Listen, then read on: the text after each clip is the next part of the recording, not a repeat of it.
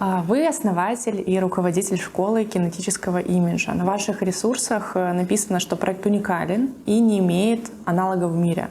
Расскажите, пожалуйста, в чем его уникальность и что же все-таки скрывается за словосочетанием «кинетический имидж»?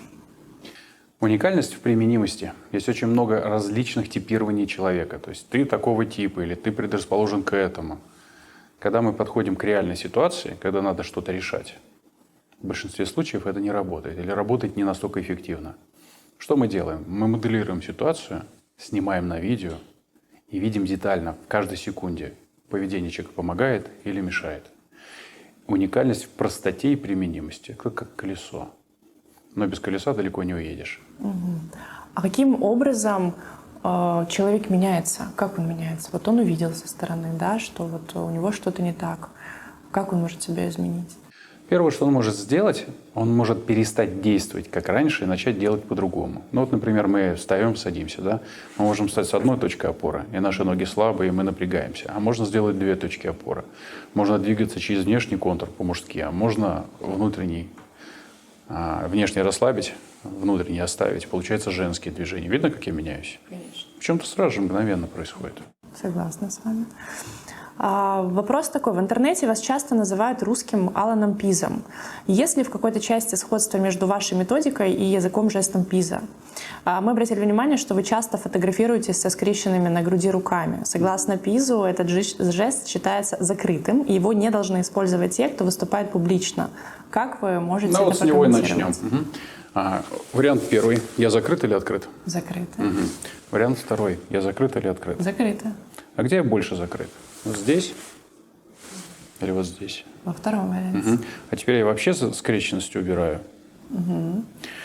Я очень благодарен книге Алана Пиза за те 2 ночи, которые я читал его и понял, что язык тела – это очень важно. Алан Пиз дал мне ориентиры. Но, как потом показала практика, я работал на подиуме, все, что он давал там, неприменимо на подиуме или практически неприменимо.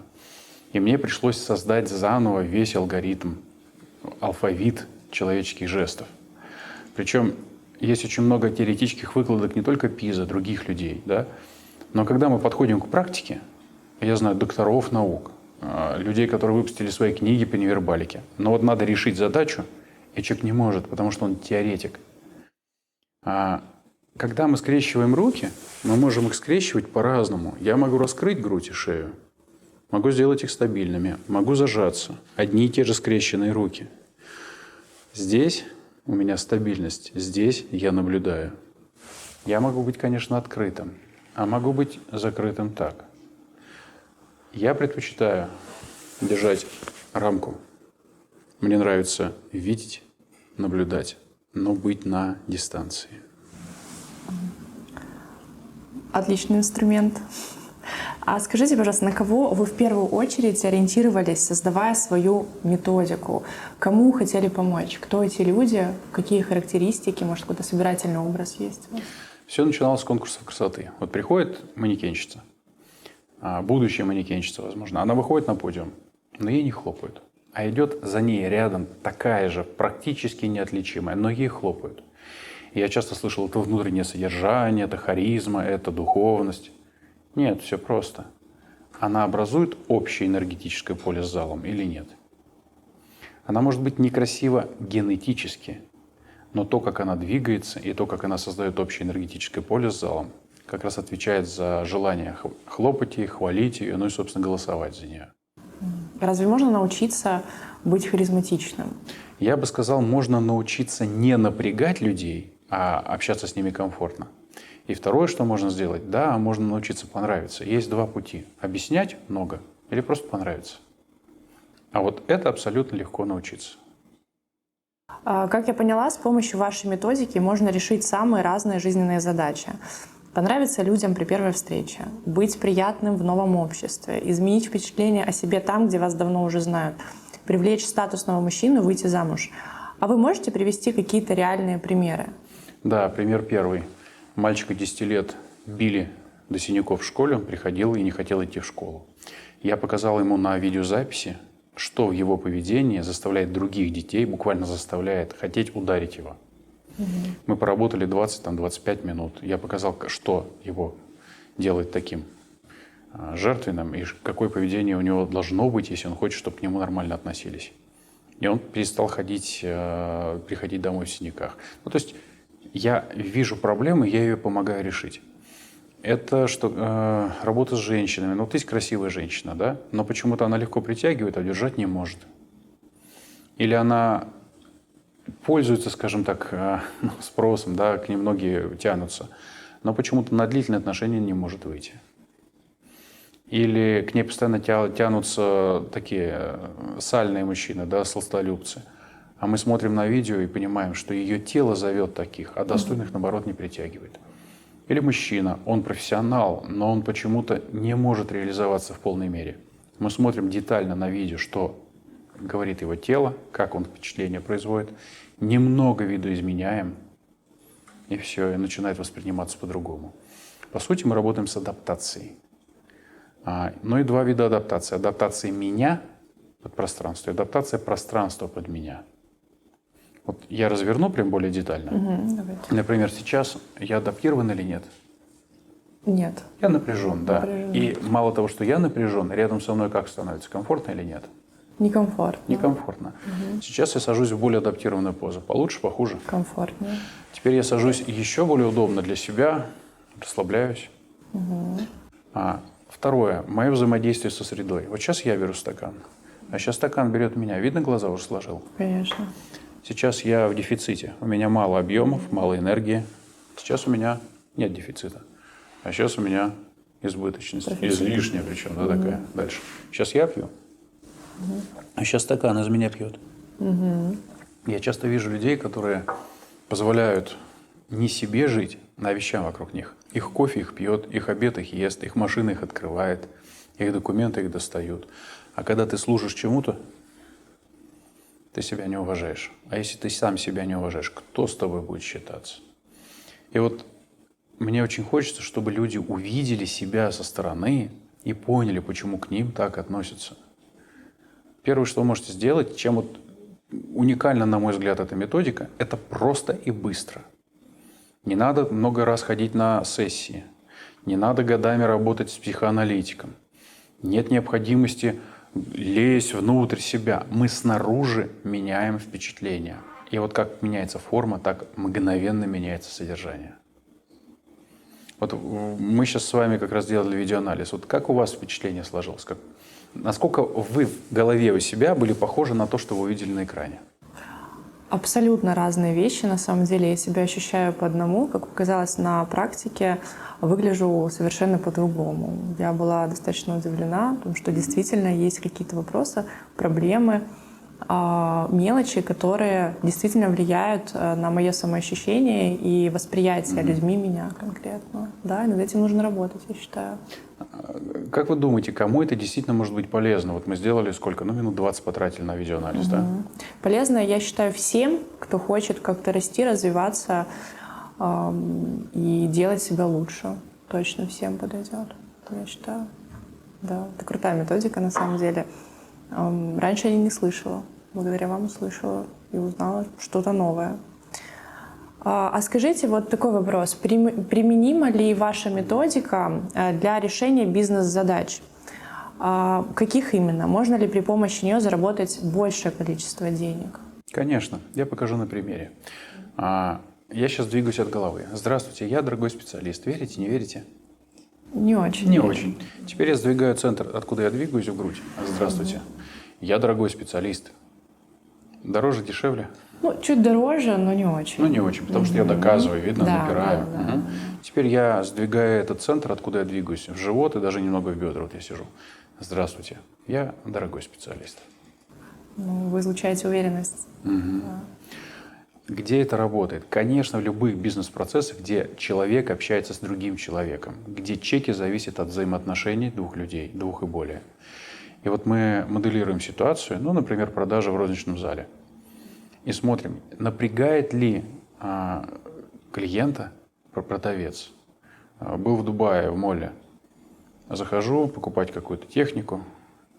Стоит дама. Она говорит: здравствуйте, из нижнеранговой позиции. Потом опирается на стол и начинает мне что-то с хозяйским видом показывать.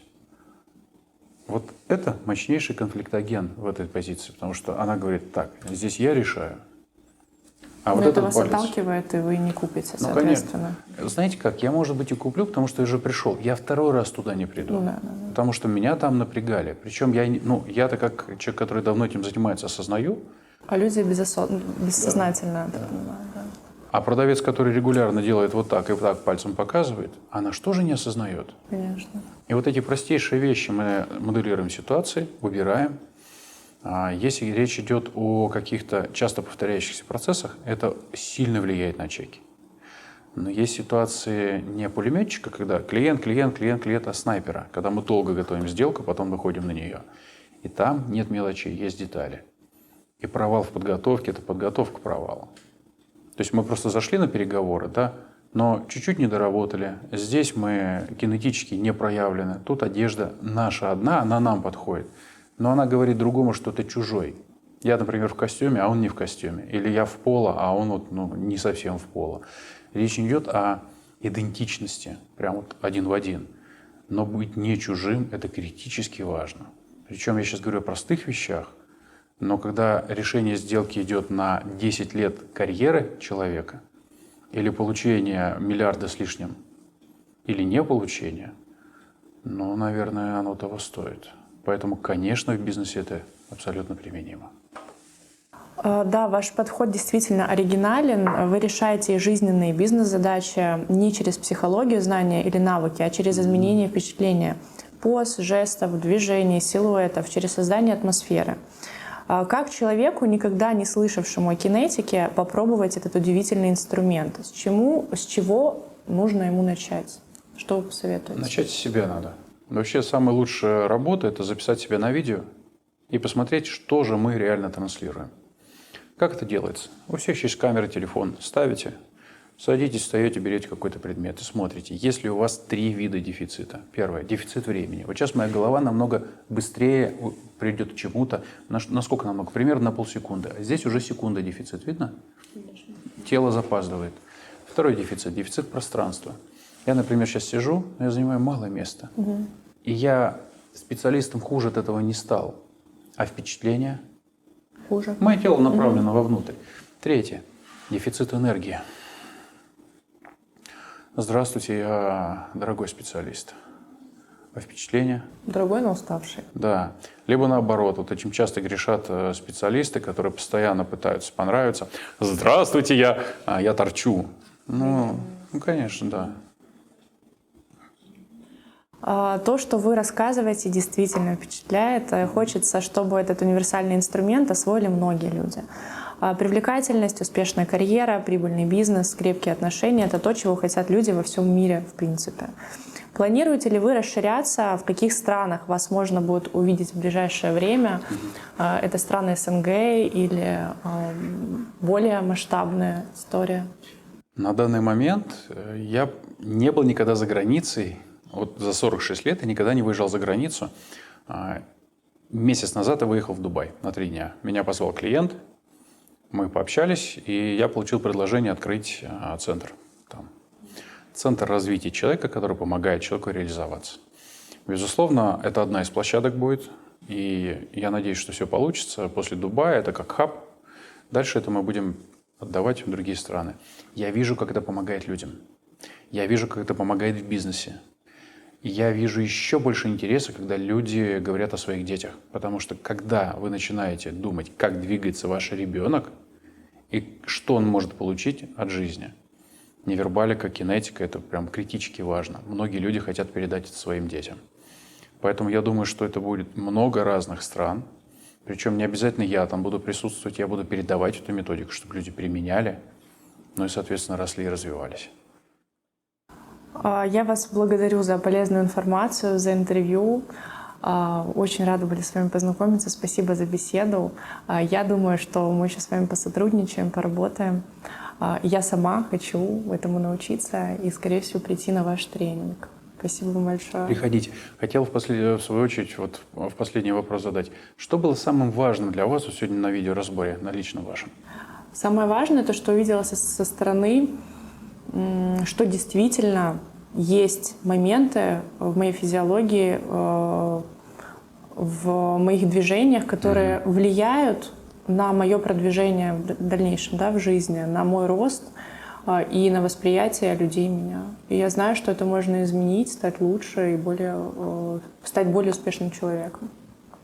Это было важно. Что бы вы порекомендовали зрителю, вот тем, кто посмотрит наше интервью? Стоит оно того или не стоит? Я считаю, конечно, стоит. Почему нет? Люди, которые хотят развиваться, которые хотят расти, быть лучше, мне кажется, нужно начинать конкретно вот с разбора себя.